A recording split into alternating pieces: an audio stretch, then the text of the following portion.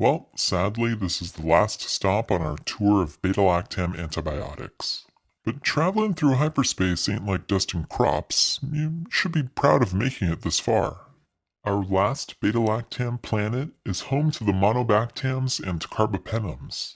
And though it's kind of known to be a wretched hive of scum and villainy, it's also a pretty convenient stop to pick up some power converters. So let's check it out. Once again, we have our beta-lactam ringed planet in the distance, as well as our death caucus under construction to represent the bactericidal mechanism of action of beta-lactams, as they halt peptidoglycan synthesis in the cell wall. This is by binding PBPs, which were the construction workers from before. In this interplanetary junkyard, our first beta-lactam bot is Aztrionam. It's a monobactam antibiotic.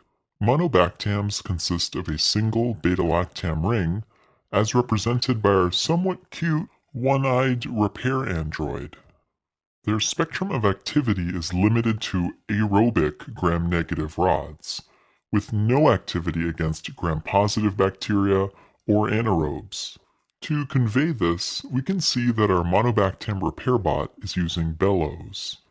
This is our recurring aerobic symbol, and it looks like he's using it to dust off the inner circuitry of the robot he's disassembling, which is of course a red gram-negative rod shape.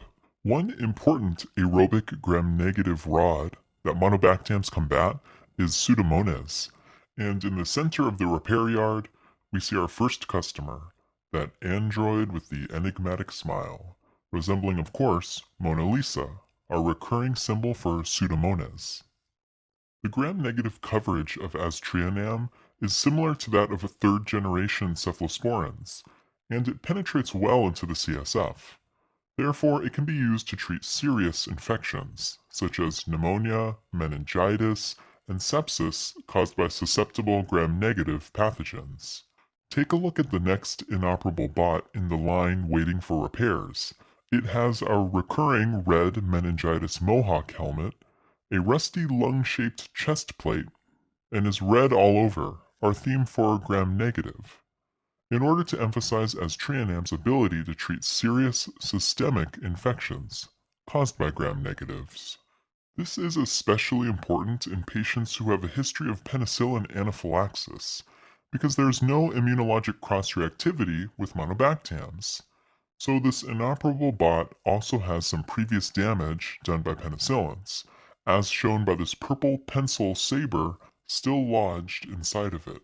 Don't worry though, even with penicillin allergy, Aztrionam has got you covered, no questions asked. One more thing to mention about monobactams. They are resistant to most beta-lactamases, and as you can see to the right, one of these cute little junkyard dog bots is scaring off one of the beta-lactamases. They do have the right to refuse service to anyone.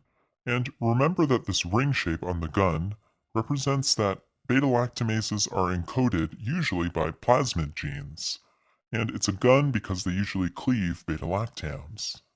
Alright, so this reputable establishment doesn't just fix androids.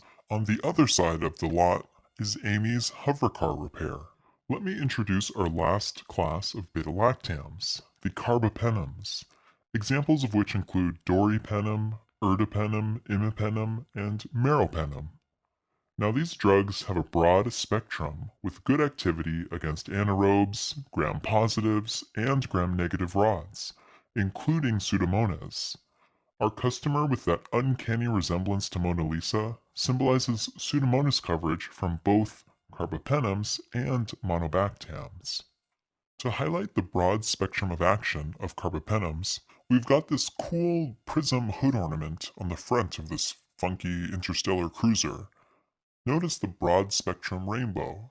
Also, this woman here working under the hood is wearing a gas mask, emphasizing Carbapenem's anaerobic coverage, important when treating aspiration pneumonia or intra-abdominal infection. Not only do Carbapenems have a broad spectrum of action, they penetrate body tissues and fluids well, including CSF. So they are one of the big guns at your disposal. Remember, whenever you see our broad spectrum prism, Along with our Pseudomonas monalisa, rest assured that this is one of your big gun antibiotics used for the treatment of serious infections, such as hospital-acquired pneumonia or the empiric treatment of sepsis. Take a look at the Amy's Car Repair slogan, "When others fail, we get the job done." Remember that. Carbapenems are indicated for infections caused by bugs that are resistant to other available drugs. Also, to remind you that carbapenems are sometimes used for meningitis, we'll sketch in one of Amy's helpers, and he looks a little predisposed, but he's wearing the recurring red meningitis mohawk helmet, a standard workplace safety requirement. Alright, take a look at the engine under the hood. Notice it looks like a renal tubule. Turns out that imipenem, represented by Amy here, is inactivated by dehydropeptidases in the renal tubules. So it's administered together with an inhibitor of dehydropeptidase, celastin. As you can see, she's topping off the engine with some celastin motor oil. Keep it lastin' with celastin. It's not copyrighted or anything. You could use it if you want. There are a few adverse effects to keep in mind when working with carbapenems, which are more associated with imipenem. The most common are skin rash and GI-related side effects. This includes nausea, vomiting, and diarrhea. This will be represented by one of Amy's repair droids lying in a diarrhea-esque mud puddle, which is our recurring symbol for diarrhea. And because rash can be involved, we'll make him full of red rust spots. Who repairs the repairman? You know what I mean? Also important to keep in mind with imipenem is lowering the seizure threshold, especially in patients with renal dysfunction. And it looks like Amy's second repair android forgot to ground himself before touching the power converter. Let his sketchy action lines remind you of seizure. Like Monobactams, carbapenems are highly resistant to beta-lactamases. Furthermore, clinical experience suggests that carbapenems are the treatment of choice for serious infections caused by extended spectrum beta-lactamase producing gram-negatives, such as E. coli and Klebsiella. These extended spectrum beta-lactamases are a growing clinical concern, and carbapenems may be one of your best options for treatment. Notice in the back we have again beta-lactamases trying to sneak in. But these are extended spectrum beta-lactamases as represented by their matching and surprisingly complementary rainbow jumpsuits. Well, I hate to say it, but our tour of beta-lactams has come to a close. Let's sum up this sketch. Monobactams can be your go-to drug to treat serious systemic infections caused by aerobic gram-negatives, including Pseudomonas. And remember, it can be used in patients who have a penicillin allergy because there's no cross-reactivity. Over on your carbapenem side, these are your big gun antibiotics also used for treatment of serious systemic infections, but they have a broad range of coverage that includes Pseudomonas and anaerobes. If you're using imipenem, remember to keep it lastin with celastin, because it gets inactivated in the renal tubules. And watch out for that lowered seizure threshold. And extended spectrum beta-lactamases, carbapenems have got your back. Well, there you have it. Fingers crossed for the sequel.